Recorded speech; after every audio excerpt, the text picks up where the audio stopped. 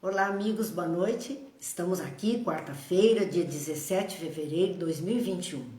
Como costumamos dizer, nossa noite de evangelho, porque isso é o que aconteceria no Centro Espírita Irmã Dulce, onde estaríamos, com certeza, nas noites de quarta-feira, sempre estivemos em nossas noites de evangelho e paz. Então, transferindo para esse novo modo de viver, nós estamos trazendo a noite de evangelho para cá. As nossas reflexões nessas quartas-feiras são feitas em cima da obra Pão Nosso de Emmanuel, através da psicografia de Chico Xavier. E hoje a nossa lição é a de número 83 e essa lição tem como título Conforme o Amor.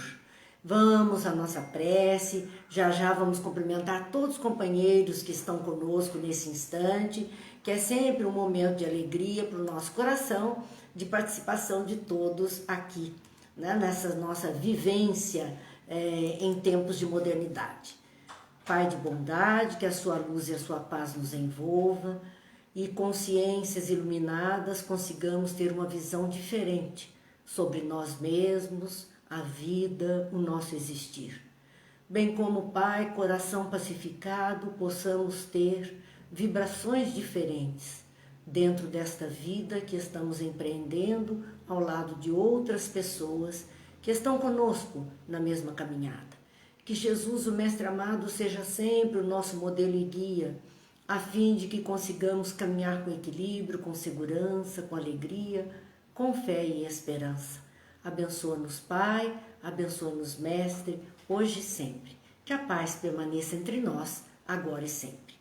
Meus amigos, vamos ao nosso boa noite, porque o pessoal todo está aqui, né, a nos encontrar. Edna, Mauro, Tânia, Silvia, Dilza, vamos ver, Jane, Ivete, nós estamos olhando as carinhas ali, porque ainda não apareceram, Tânia, que estão chegando nesse instante para conosco partilhar, Silvia, Márcia, seu Antônio, Cláudia, Ivete, Dolores, Terezinha, olha quantos amigos estão conosco nesse instante para essas reflexões das nossas quartas-feiras. Muitos dos amigos que se encontram são aqueles que participam conosco ao vivo nas quartas-feiras no Centro Espírita Irmã Dulce. São os componentes da mesa, são os amigos passistas, são aqueles que ficam recebendo os companheiros que vão chegando, enfim, ou aqueles que, mesmo compondo elementos da plateia, sempre estão conosco. E a gente agradece muito por tudo isso. Vamos às nossas reflexões de hoje, depois vamos cumprimentando aos poucos aqueles que vão chegando. Esta página, a espiritualidade é fantástica.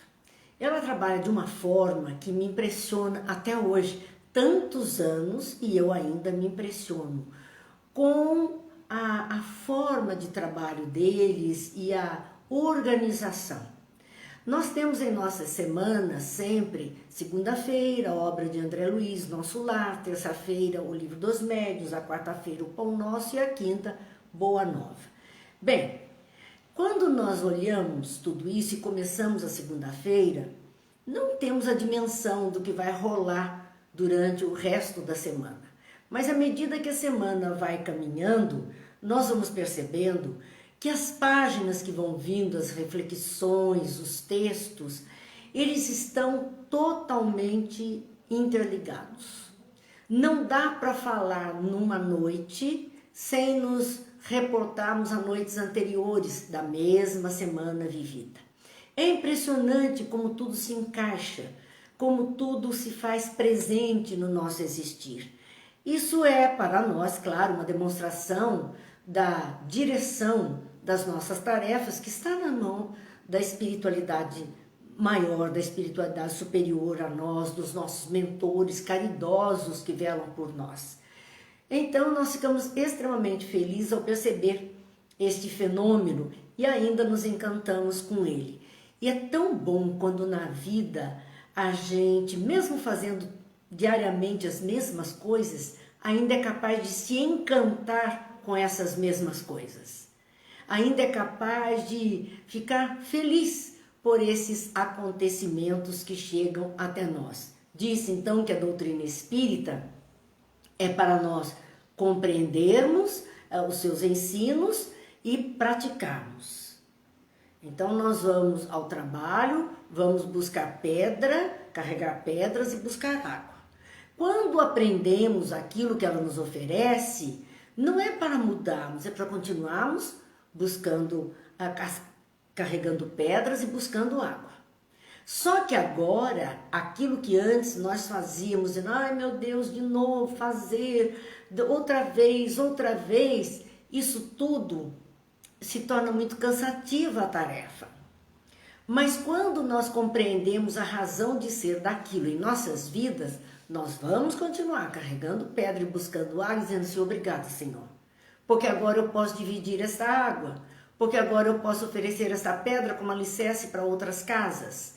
Então, desta forma, nós vamos colocando um sabor nas tarefas que estamos realizando e elas não nos pesam mais. Pelo contrário, se tornam extremamente gratificantes. Talvez esse título de hoje, Conforme o Amor, de conformidade com o amor, seja exatamente essa a proposta da doutrina espírita para todos nós.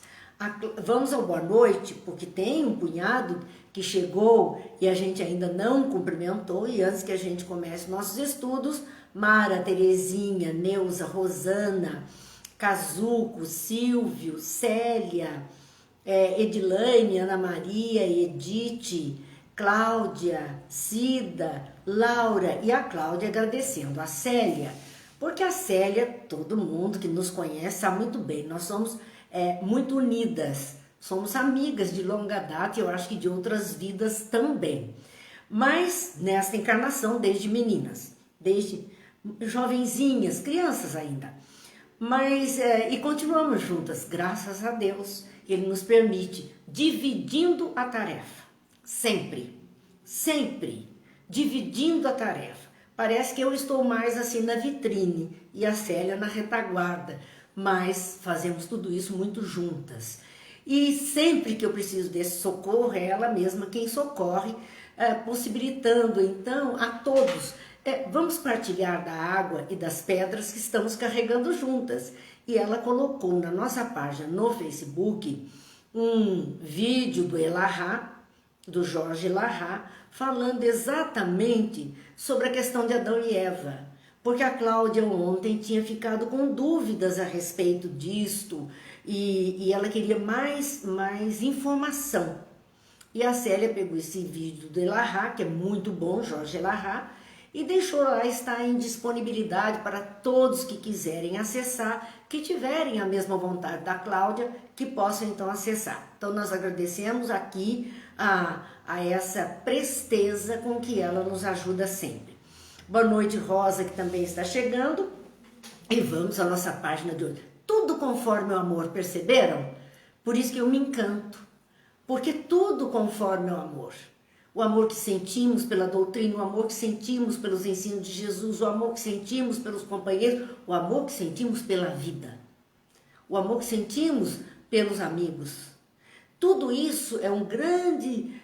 o amor é formado de muitas coisas, não é uma em específica, mas é uma manifestação desse olhar em direção de cuidar, ter atenção, visualizar, estender as mãos, tudo isso é componente daquilo que chamamos amor. Então nós ficamos felizes sim, e isso nos dá mais energia. Brígida, boa noite, Marcelo, boa noite. A página de hoje, e mais uma vez nós vamos ver algo relativo até a data, que hoje é quarta-feira, chamada Quarta-feira de Cinzas. Né? A página em que se encontra o vídeo, a Sandra está perguntando, é a página Marina Ferri no Facebook, onde o vídeo está lá à disposição. Pode entrar na nossa página Marina Ferri e o vídeo do Jorge Elahá a respeito de Adão e Eva está postado lá para todos. Nesta lição de hoje, que tem o título Conforme o Amor, ela está com base na carta de Paulo aos Romanos, capítulo 14, versículo 15.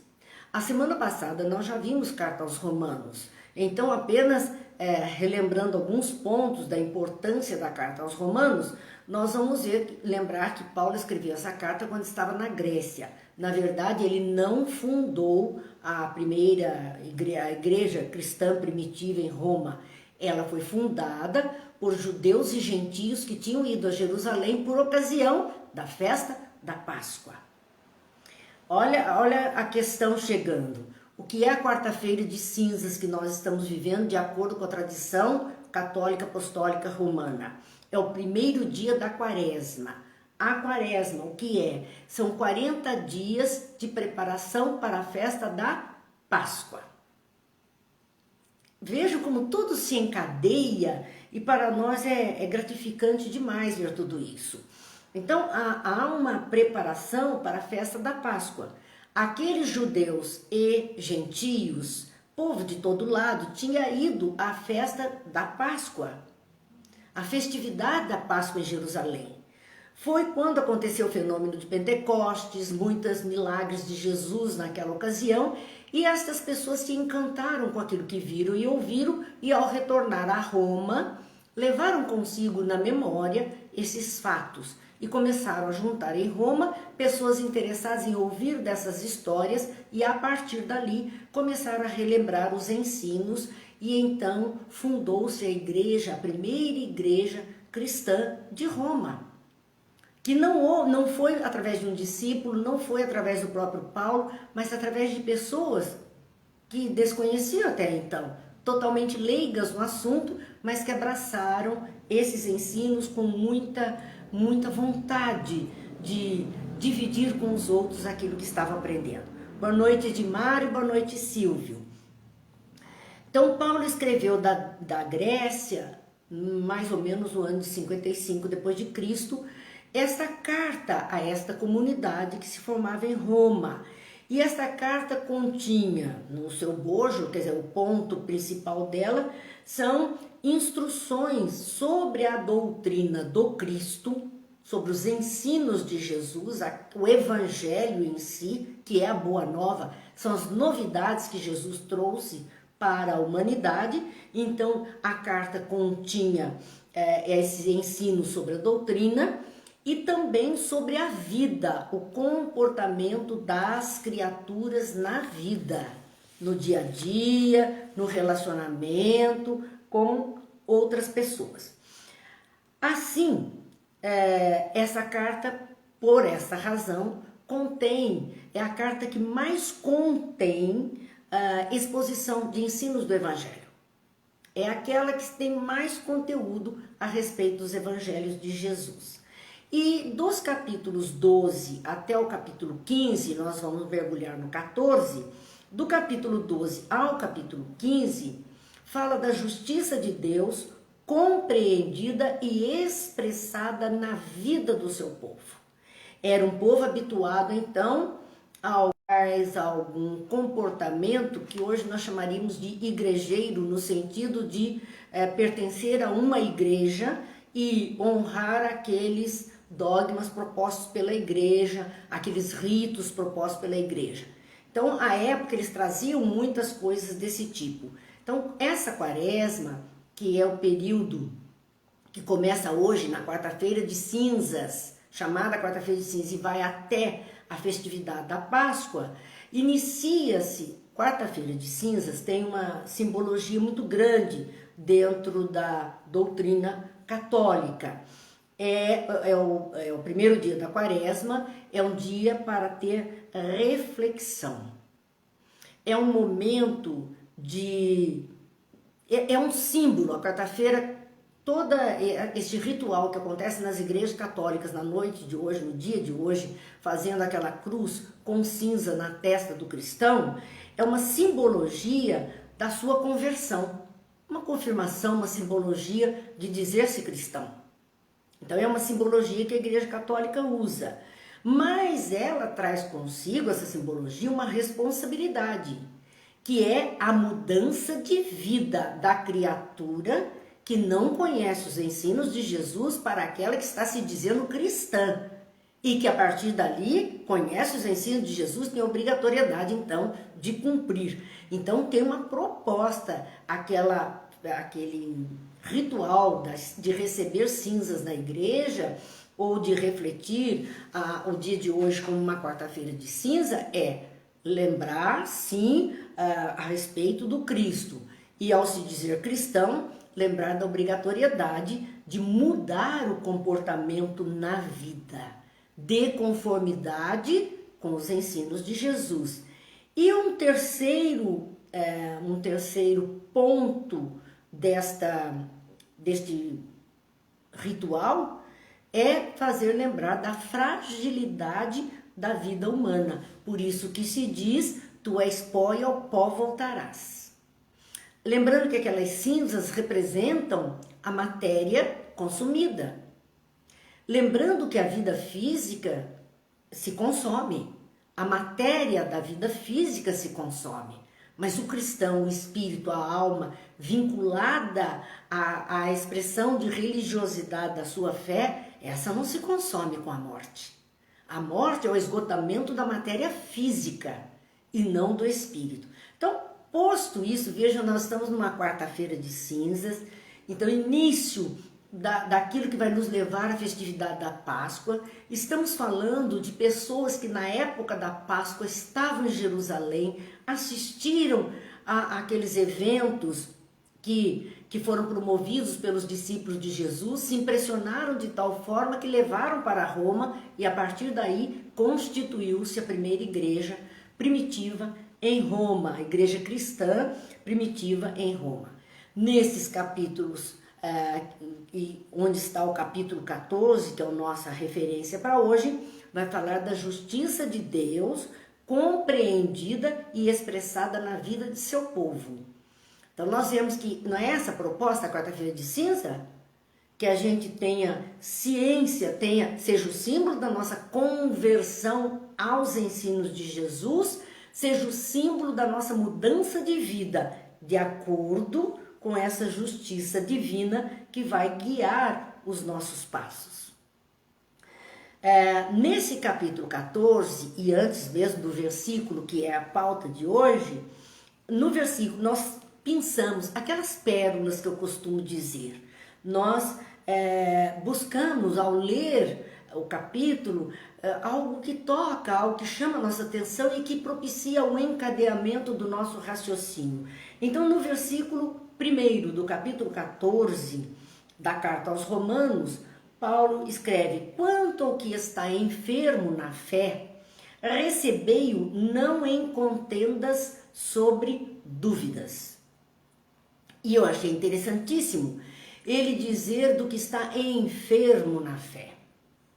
A nossa fé muitas vezes adoece, fica fraquinha, nós perdemos o rumo. Muitas pessoas usam até a expressão: eu já perdi a fé, eu não tenho mais fé em nada, eu não sei o que é ter fé. Esta fé está enferma, porque fé é sinônimo de fidelidade. Então aquela criatura não está vivendo com fidelidade os ensinos que ela recebeu. Então, o que é que dizia Paulo? Quanto àquele que está enfermo na fé, porque aqueles que estavam ativos na igreja de Roma, a quem ele dirigia a carta, estavam fortalecidos na fé, a fé estava saudável, né? Ela tinha saúde, tinha força, tinha vigor, mas há aqueles que a fé estava debilitada, estava doentinha. Então ele diz: quanto a esses, recebei-o, não em contendas sobre dúvidas. Porque muitas vezes, quando uma pessoa vem com essa fala que a sua fé está muito frágil, não tem mais fé, não acredite mais nada, nossa, ou queremos fazer o sermão da montanha para ela, ou queremos passar ensinamentos 1000, ela não está para isso.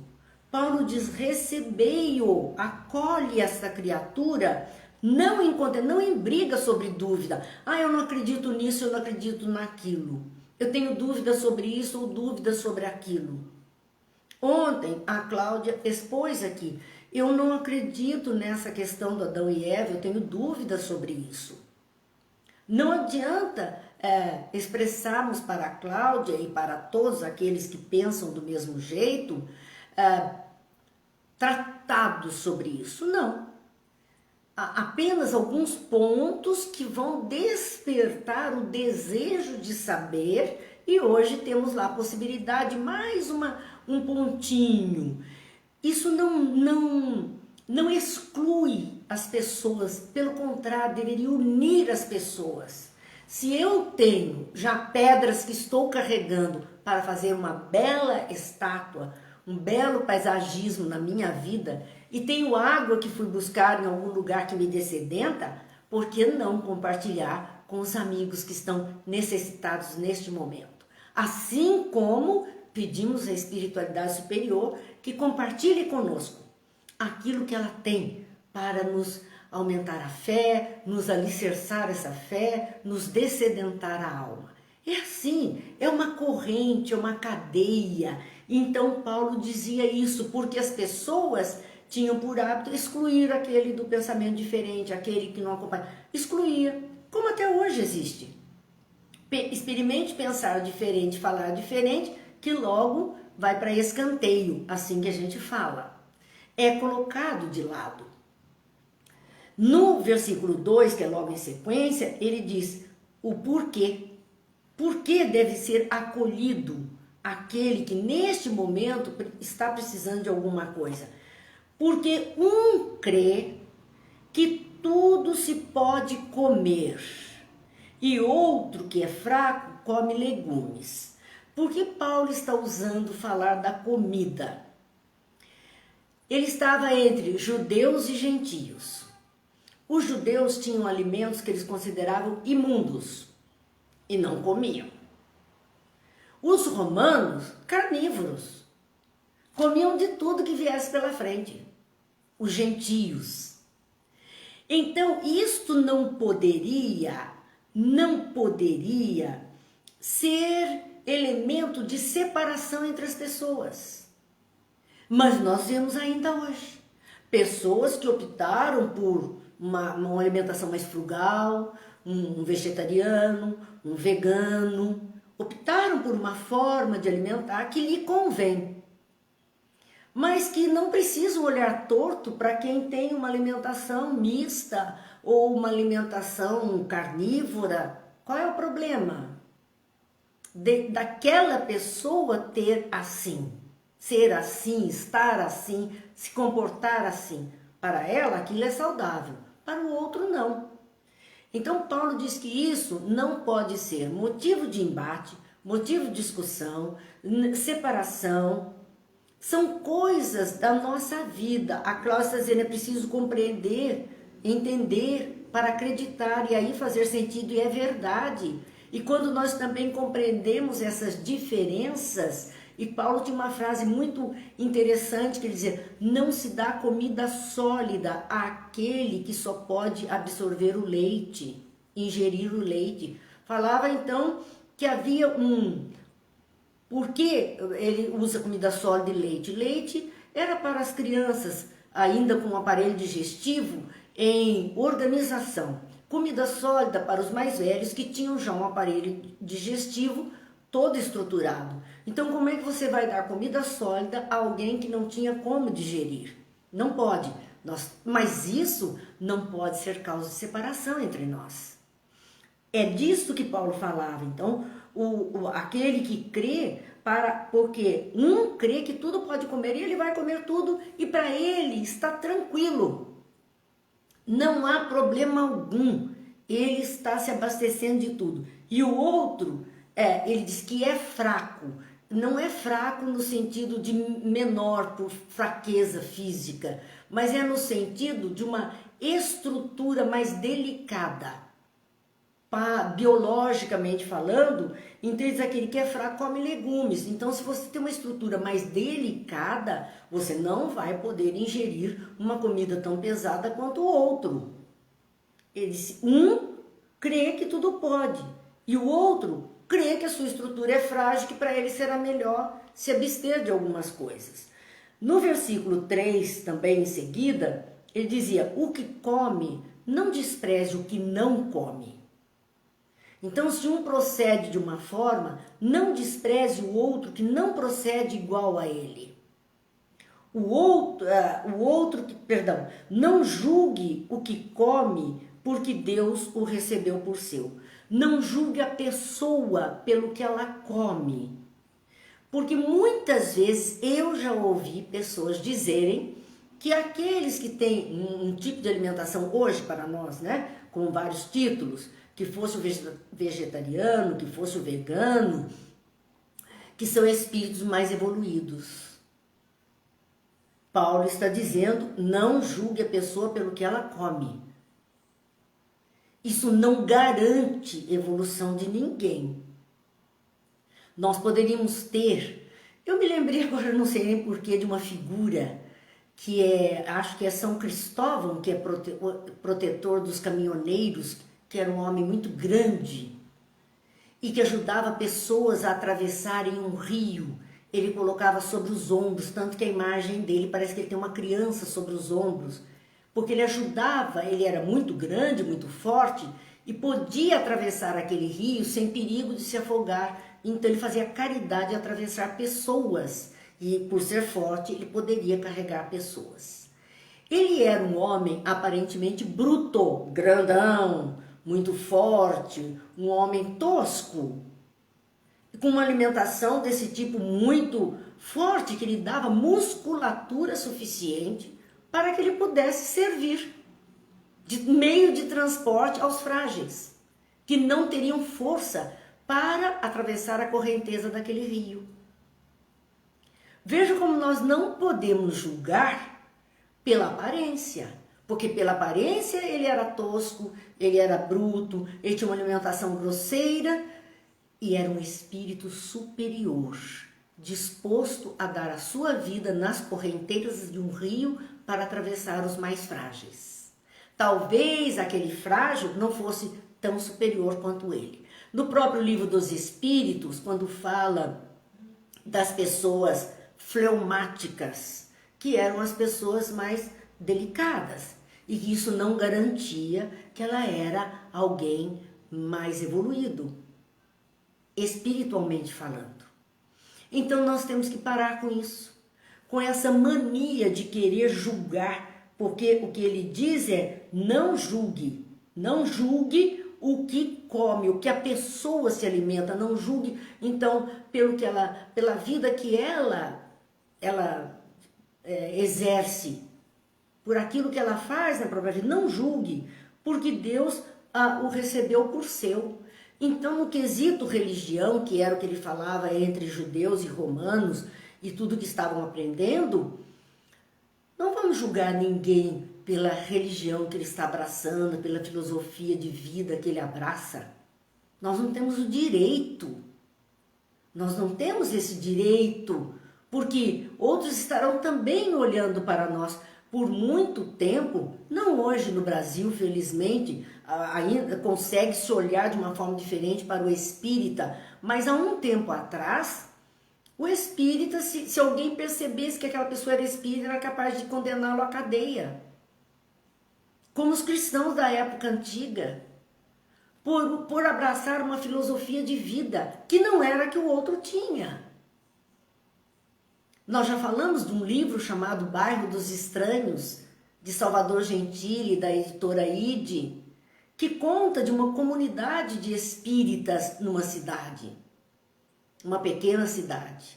É muito interessante, porque nós vamos ver que fazemos separações por questões religiosas, por títulos acadêmicos, por posição social e por tipo de alimentação.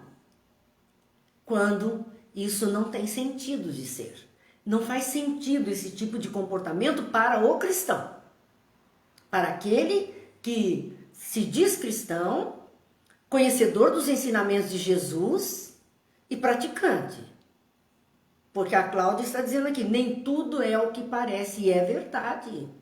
Nem tudo é o que parece. Quando nós olhamos o exterior, e Jesus falou muito sobre isso, quando ele fala de sepulcros caiados por dentro, cheio de podridão, sepulcros caiados por fora, cheio de podridão por dentro, vasos limpos por fora, cheio de sujidade por dentro. Ele está falando exatamente disso.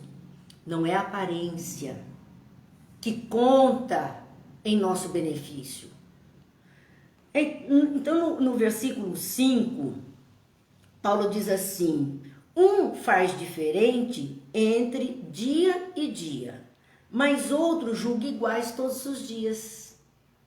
Cada um esteja inteiramente seguro em sua própria mente, dizendo que das mudanças que nós processamos em nós mesmos.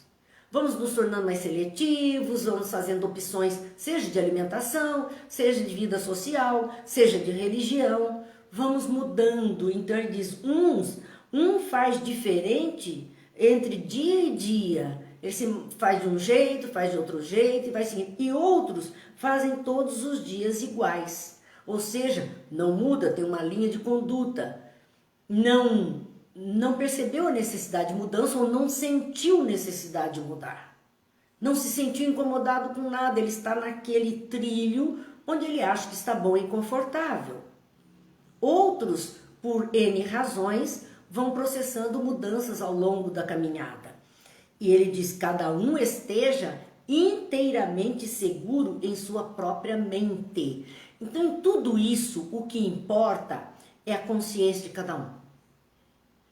É como eu entendo a vida, como eu entendo a melhor maneira de viver, como eu procedo de acordo com esse entendimento. Quando a Cláudia diz assim, talvez o que falte é estudo, sim, à medida que vamos estudando, vamos incorporando novos pensamentos, os pensamentos vão gerar novas atitudes para nós, novas ações, novas atitudes, processando mudanças ao longo do nosso caminhar. Então, cada um permaneça dentro da tranquilidade da sua consciência. A consciência é onde está escrita a lei de Deus. Se não está nos acusando, se dentro do nível evolutivo em que estamos, nossa consciência está tranquila, fiquemos dentro dela. E não nos ocupemos da consciência alheia, porque ela fará o seu despertar. Mais cedo ou mais tarde, ela fará o seu despertar também e mudará o seu rumo. Aí nós vamos para o versículo 10, que diz, mas tu, por que julgas teu irmão? Ele não perdoou, não, ele foi questionar. Você está se achando o quê? Para julgar o comportamento do outro. Mas tu, por que julgas teu irmão? Ou, por que desprezas teu irmão? E às vezes, esse desprezo acontece por conta de pontos de vista diferentes, dentro até, no nosso caso, das reflexões que fazemos com os ensinos da doutrina espírita. Porque pensou diferente, o outro escanteia, põe de lado. Não está rezando pela minha cartilha, então não está bom. E às vezes deixamos laços de amizade por coisas tão pequenas. Porque nós sermos seletivos naquilo que queremos ouvir, assistir, ler, isso está de acordo com o nosso interesse e a nossa maturidade. Então eu prefiro ler esse, ouvir este, eu preciso assistir este do que aquele. Esse aqui fala mais a minha língua, ótimo. Mas eu cortar laços de amizade por coisas tão pequenas, por coisas mínimas, nós estamos rompendo esses lados. Por que despreza teu irmão? Todos havemos de comparecer ao tribunal do Cristo. Todos vamos prestar contas. Ele com a vida dele, com os atos dele, nós com a nossa vida e os nossos atos. Vamos comparecer ao tribunal do Cristo. O tribunal do Cristo é a lei do amor. Vamos estar face a face com a lei do amor, com o amor em sua manifestação maior.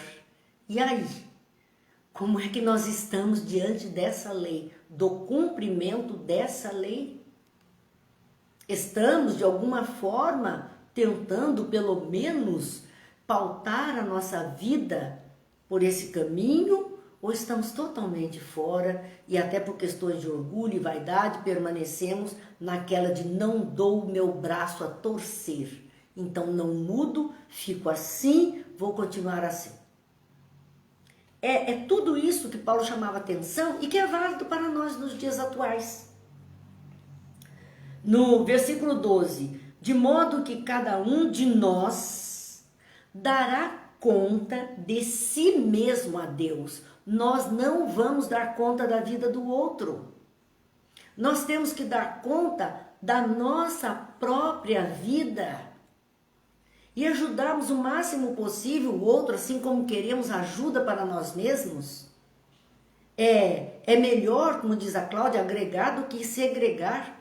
E agregados podemos nos abastecer uns aos outros e uns nos outros para termos uma qualidade de vida melhor, mais saudável, mais cristã, mais tranquila, mais feliz.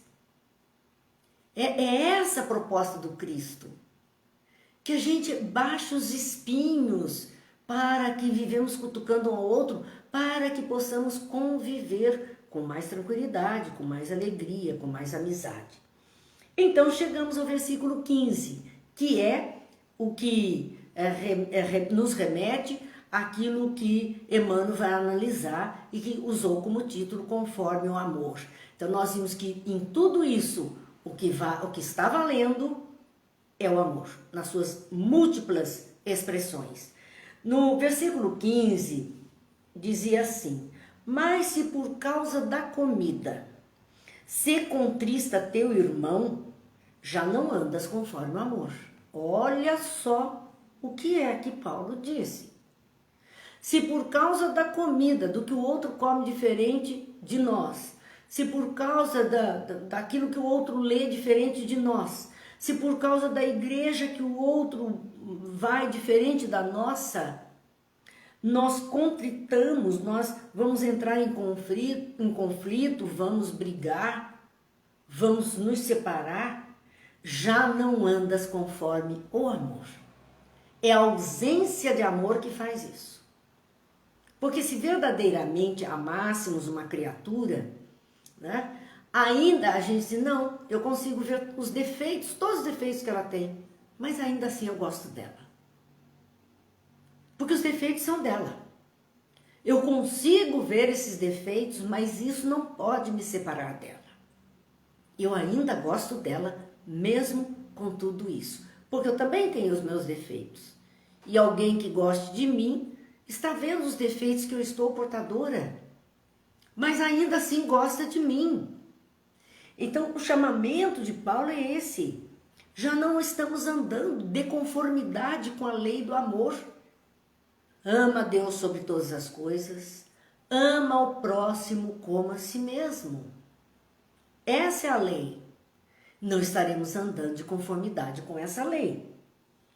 Não destruas, por causa da tua comida, aquele por quem o Cristo morreu. Não destruas o vínculo, a amizade, o carinho, por coisas tão pequenas.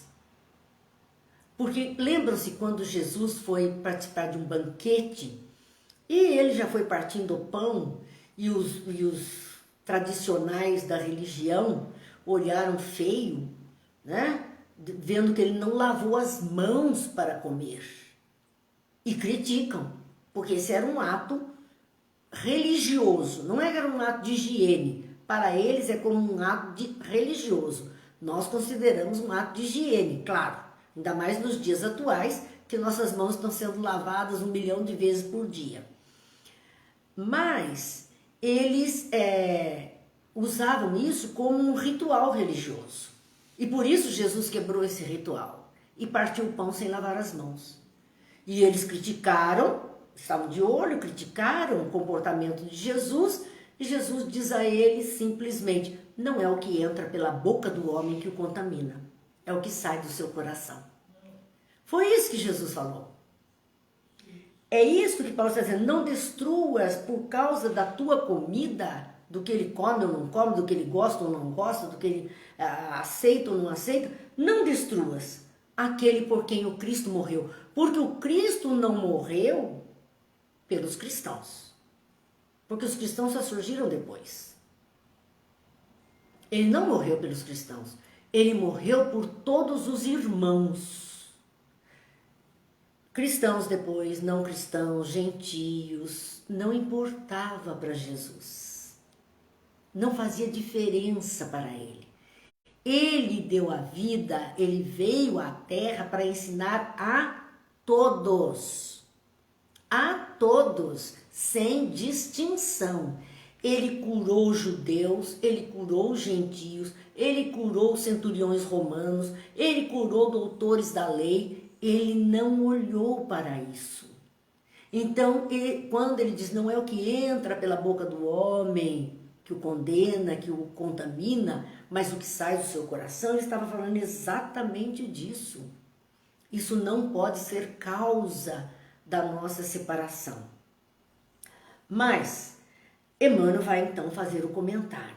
Veja que essa carta é linda, porque nós estamos nesse capítulo 14, depois tiverem oportunidade, vão lá no Novo Testamento, veja a carta de Paulo aos Romanos, pega esse capítulo 14 para ler com mais atenção. Tudo isso vocês vão achar coisas melhores do que eu achei, com toda certeza.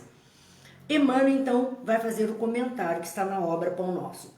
Preconceitos dogmáticos fazem vítimas em todos os tempos. Preconceito dogmático, preconceito de igreja, de crença, de religião, de profissão de fé.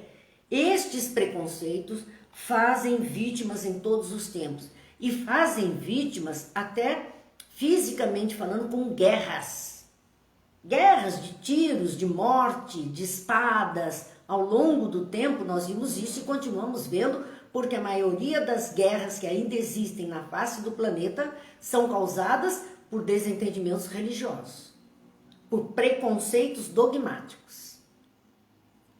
Fora essas vítimas que são feitas pelas desilusões, separações, quando não tem sentido isso. Fazem vítimas em todos os tempos. E os herdeiros do cristianismo não faltaram nesse concerto de incompreensão, nesse concerto no sentido da grande orquestra de incompreensão. Os herdeiros do cristianismo, os cristãos também se puseram aí. Haja vista as cruzadas. Cristãos que em nome do Cristo foram matar. Quando a lei de Deus é não matarás. Cristãos que em nome da sua fé, excluíram os idosos, os seus pais, dos seus lares, quando a lei diz honrar pai e mãe. Então nós vamos ver que não cumpriram. Foram preconceitos dogmáticos que acabaram levando a este caminho. Hoje, diz Emmanuel, os processos sectários, né, que faz seguidores desta ou daquela religião, e daí o Espiritismo dizer que ele não faz profitentes, ele não faz sectários. Se existe no movimento espírita, dentro da doutrina espírita, não encontramos isso. Mas se existe dentro do movimento espírita, e existe, é por conta do ranço que trazemos a questão desses preconceitos dogmáticos e causando separações. Os processos sectários, hoje, menos rigorosos que no passado, porque no passado era terrível. Não lembram de Jesus com a samaritana? Que ele não poderia falar com aquela mulher porque eles tinham pontos de vista diferentes sobre onde e como adorar a Deus?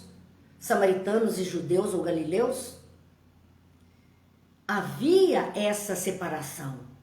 Terrível, era proibido. Era proibido. Hoje, menos rigorosos, de um modo geral, com, claro, os mais sectários, seguidores implacáveis, eles se tornam extremamente agressivos, violentos até. Os processos sectários, hoje menos rigorosos, continuam ferindo corações. Dentro da própria família, no próprio lar, no rol de amigos. Continuam ferindo e menosprezando o sentimento. Quando a primeira coisa que seria importante era o sentimento. Deixa o sentimento de lado, o sentimento de irmandade, fraternidade, paternidade, sentimento de família, sentimento de rol de amigos. Deixa-se tudo isso de lado por causa de pontos de vista ortodoxos, pontos de vista preconceituosos, pontos de vista filosóficos. Jogamos fora uma oportunidade de conviver com almas afins, porque havia uma pequena dissonância nesse ponto. Nossa ignorância, diz a Tânia, aliada ao nosso orgulho, e vaidade nos segue e leva por caminhos obscuros e tristes, infelizmente. Verdade isso. E a Cláudia ainda reforça aqui, dizendo que é muito bom ter vários pontos de vista. Nós precisamos. Sim, porque nós temos o nosso ponto de vista, mas quando alguém traz mais um, a gente, opa, deixa eu observar. Vamos ver se vale a pena eu abraçar essa ideia ou não. Isso faz com que a gente vá se renovando, vá se modificando. Isso é de conformidade com o amor. Isso está na lei do amor. O passado, porque ele falava agora, o comportamento é esse. Mas no passado, os discípulos procedentes do judaísmo provocavam violentos atritos. Nós vemos uma briga na época de Paulo e do cristianismo nascente, o chamado cristianismo primitivo, sobre a questão de circuncisão dentro da igreja. Circuncisão era um ato de iniciação, de passagem, né, da criança para uma puberdade, e era feito então no templo, mas tinha uma simbologia religiosa. Quando Moisés propôs isso, ele não propôs por simbologia religiosa, porque a circuncisão é a operação de fimose. E era para que os homens tivessem oportunidade de higiene no testículo, no prepúcio, perdão. Então, a circuncisão era feita por isso, por uma questão de higiene. Entrou como um ritual. E na igreja nascente ficou a confusão. Vai fazer circuncisão ou não vai fazer circuncisão nos adeptos que estão chegando e que não são judeus? Porque o judeu era reconhecido por isso. Então, fazemos ou não fazemos? Uma briga homérica. Por algo que era trazido desta forma. Então, nós temos que olhar isto com atenção, porque lá houve sim atrito violento, por causa de tradições, também referentes à comida impura, que Pedro mesmo faz isso com um jantar na casa dele, que a sogra está preparando, e ele não se conforma, porque ele acha que aquela comida é impura, segundo a tradição. E Deus mostra, dá a Pedro uma visão de tudo que está na criação, dizendo que tudo que ele criou era puro, era bom, era útil. Então, não há impureza no que Deus criou. Talvez não seja adequado a um, a outro, ou por opção, um e outro escolha fazer diferente, mas não é essa alegação que era feita. Agora, na nossa atualidade, continua Emmanuel então analisando e dizendo: não temos o problema das carnes sacrificadas no templo, porque ela era impura. Vamos lá, por causa do sacrifício, a carne, os animais eram abatidos no templo. O sangue era o símbolo da vida. E essa vida é que era oferecida a Deus. A Deus. Então, a carne daquele animal que era abatido, não poderia ninguém se alimentar dela, porque ela foi oferecida em sacrifício. Mas os sacerdotes, às escondidas, vendiam essa carne para locais distantes, para outras pessoas. Então não era pura para eles comerem, mas servia para o outro. Vejam que incoerência. E mesmo aquele sangue que secava, eles faziam adubo e vendiam. Então há uma incoerência nesse comportamento, mas esta comida impura, para muitos, aqueles que compravam o animal abatido e iam se alimentar daquela carne, para muitos era tido como comida impura, e aí havia muita briga entre eles. Agora, diz Emmanuel, não temos o problema das carnes sacrificadas no templo. novos formalismos religiosos substituíram os velhos motivos de polêmica e discordância. Então, no ambiente religioso não existe isso mais. Porém, outros formalismos, outros rituais foram acrescentados, outros comportamentos que foram substituindo os motivos de polêmica e discordância entre as pessoas. Isso pode, isso não pode, isso é assim, isso não é assim, e aí desentendimentos homéricos entre as pessoas. Há sacerdotes que só se sentem missionários se celebrando os ofícios que lhes competem. Então, a irmã vai mostrar o posicionamento de cada um no território sagrado das religiões. Falando de sacerdotes que só se sentem missionários se estiverem celebrando os ofícios que lhes competem. Seja o ofício da missa, da confissão, da comunhão, os ofícios batizado, a extrema-unção, ofícios que lhe competem. Ele só se sente verdadeiramente um missionário, um representante de Deus, de Jesus, se ele estiver fazendo isso. E aí eu me lembrei, ao ler isso, eu me lembrei de Francisco de Assis. Francisco de Assis, que é um exemplo para nós de cristão, para a humanidade. Ele nunca celebrou uma missa. Ele não realizou esses ofícios. Francisco nunca teve a oportunidade de realizar esses ofícios. Ele não celebrou missa. E isso nós tivemos oportunidade em Assis, estando junto a outros companheiros, como sempre a Célia estava junto. Foi perguntado ao padre que estava nos orientando na visita, por que Francisco nunca celebrou missa? O padre desconversou e mostrou outras coisas para nós e não respondeu. Mas e nós estávamos na igreja de Assis, onde ele nunca celebrou missa. Então veja, ele não participou desses ofícios, ele não precisava disso para se sentir um missionário, o grande missionário do bem, da caridade, do amor, na sua manifestação maior. Ele não precisou disso, ele estava tão ocupado com as dores dos seus irmãos que não se ocupou dos rituais. Não se ocupou. Por conta disto, nós vemos aqui, mas há aqueles que, para se sentirem missionários, precisam estar nesta prática, precisam estar realizando os ofícios. Vejam que nós não podemos condenar nenhum nem outro, porque é uma questão de foro íntimo de consciência, de plenitude de sentimento. Vamos lá, que nós estamos falando e esquecemos. Boa noite, dizendo estou aqui. Boa noite, Sebastiana, que está chegando também. Silvio, que está conosco. O Silvio fez uma postagem grande que depois eu vou ler, Silvio. Agora não dá, mas depois eu vou ler com atenção. Mas nós vemos isso e Emmanuel analisando. E ele falou dos sacerdotes que têm essa necessidade para se sentir missionários, quer dizer, trabalhadores de Jesus. E ele agora vai falar dos crentes, dos fiéis. E crentes que não entendem a meditação e o serviço espiritualizante, senão em horas domingueiras.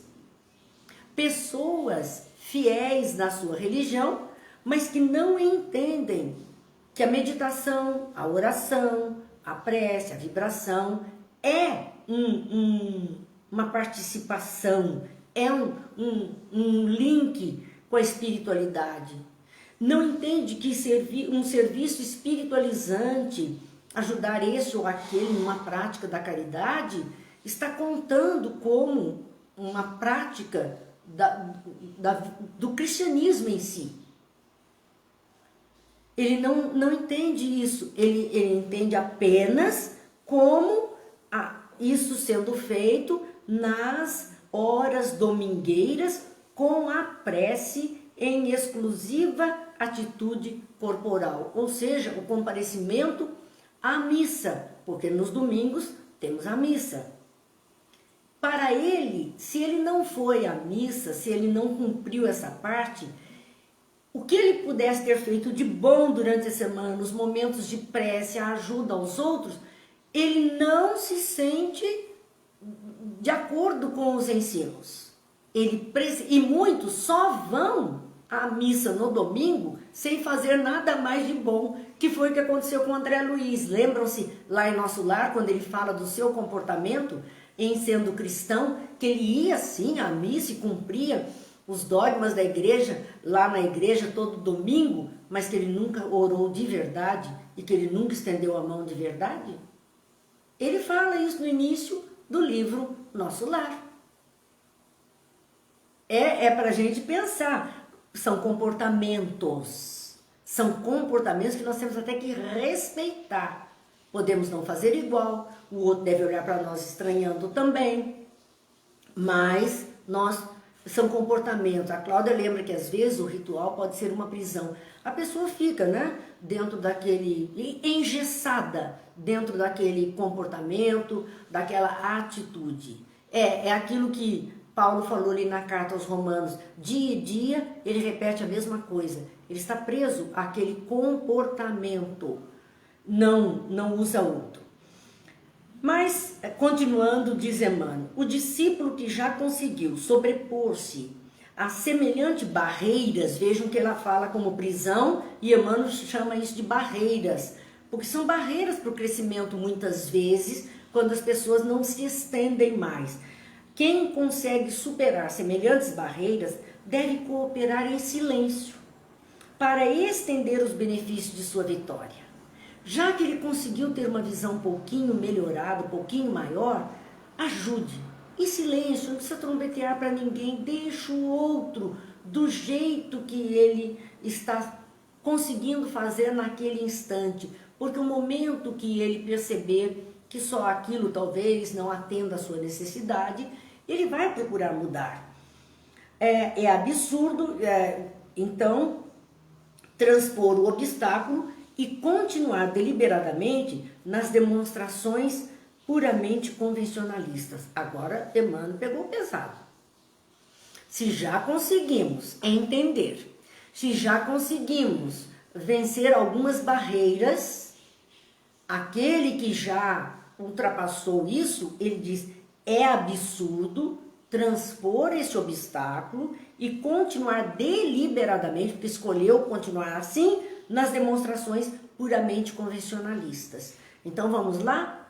Muitas vezes nós vamos trocar ali a missa, o comparecimento aos domingos à missa, pela quarta-feira no centro, noite de Evangelho e Passe.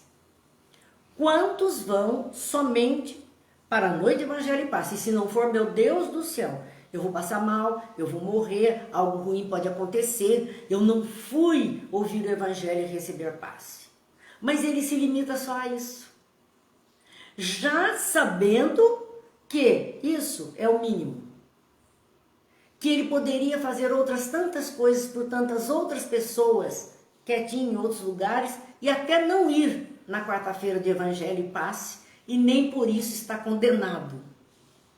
Nós estamos há um ano, vai fazer um ano daqui a pouco, mês que vem, que estamos longe do Evangelho e Passe lá, físico.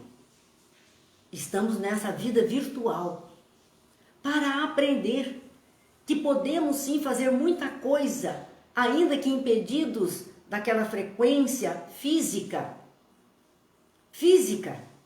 Nós podemos continuar fazendo orações, meditações, vibrações por aqueles que nos pedem, que suplicam ajuda, que estão desorientados, uma palavra boa, um pensamento em direção àquela pessoa, uma roupinha confeccionada para aquele bebê que vai nascer, um agasalho para um idoso, um prato de comida, algo que nós podemos fazer de dentro do nosso lar e oferecer aos outros que necessitam. Tá aí, dá para entender quando Jesus disse que ele só tinha por templo o céu sobre a cabeça. Ele não precisava de paredes para ajudar ou para comparecer num encontro com o Pai. Onde ele ia se encontrar com o Pai? No jardim, no horto, no monte, a céu aberto. Onde vamos fazer esse encontro? Estando dentro de nossos lares, que nossas mentes estejam a céu aberto para esse encontro com o Pai. Então, é muito interessante observarmos isso, né? E aqui ele diz que é absurdo, mas seria também ausência de caridade a tirar impropérios aos pobres irmãos que ainda se encontram em angustiosos conflitos mentais por encontrarem a si mesmo dentro da ideia augusta de Deus. Tem aqueles que estão na dúvida, e aí nós vamos brigar porque, mas ele vai ao centro na quarta-feira e domingo ele está na igreja. Qual é o problema? A ele, as duas coisas agradam, as duas coisas fortalecem, as duas coisas trazem informações. Então deixemos, até o momento que uma ou outra, ele fará a opção e seguirá o seu caminho. Situa a bondade à frente da análise. Antes de observarmos, julgarmos e condenarmos, põe a bondade à frente, antes da análise. E a tua observação será construtiva e santificante. O que pudermos falar será bom para ele, será bom para o outro, será bom para nós. Toda vez que houver compreensão no cântaro da tua alma, colocando a alma como um vaso, onde Jesus está derramando as suas bênçãos. Toda vez que houver compreensão dentro de si, no cântaro da sua alma, encontrarás infinitos recursos para auxiliar, amar e servir. Isso é estar conforme o amor. Toda vez que estivermos embebidos dessa grandeza que o Cristo nos trouxe, nós vamos encontrar dentro de nós recursos para auxiliar, amar e servir a todas as criaturas. Então, meus amigos, olhem, passamos um minutinho do nosso tempo. Vejam que é uma página que poderíamos ler em 1 minuto no livro Pão Nosso. Quem tem o livro, quem não tem, até pela internet é capaz, baixa e pode ler a página 83. Vai ver que a gente faz uma leitura rápida, mas quando a gente começa a refletir sobre cada palavra, cada ensino, nós nos estendemos e, consequentemente, ficamos aí até extrapolando, abusando dos amigos um pouquinho. Então queremos encerrar a noite de hoje com a nossa água aqui do lado, pedindo que a espiritualidade amiga traga a ela os fluidos que necessitamos, saudáveis, curativos, calmantes, fortificantes, para todos nós. Para todos nós. Para o nosso lar, para os doentes que estão enfermos, tem água à sua cabeceira, que eles possam receber tudo o que necessitam nesse fluido sagrado que é a água e que poderá receber todo o magnetismo em favor da ajuda a todos. E que a prece que vamos fazer agora seja o elemento condutor dessas energias a todos os lares, a todas as criaturas da face da terra, muito especialmente àqueles que estão nos cargos de governança, para que essas mentes se iluminem, esses corações se abram para o bem e possam verdadeiramente ajudar a humanidade. É a nossa prece e homenagem, porque lembramos dele, atribuída a Francisco de Assis, mas na verdade é a prece da paz. Senhor, fazei de mim um instrumento da vossa paz. Onde haja ódio, consenti que eu semeie amor. Perdão onde haja injúria, fé onde haja dúvida, verdade onde haja mentira, esperança onde haja desespero, luz onde haja trevas, união onde haja discórdia, alegria onde haja tristeza. Ó meu divino mestre, permiti que eu não procure tanto ser consolado quanto consolar, ser compreendido quanto compreender, ser amado quanto amar. Porque é dando que recebemos, é perdoando que somos perdoados e é morrendo que nascemos para a vida eterna. Que Deus nos abençoe, que esta prece seja o bálsamo aos corações e às consciências, que tenhamos uma noite tranquila, de muita harmonia, de muita saúde, de muita alegria de viver. Deus abençoe a todos. Até amanhã, se Deus quiser e assim nos permitir, estaremos aqui com a obra Boa Nova, sempre às 20 horas. Muita paz, até amanhã, se Deus quiser.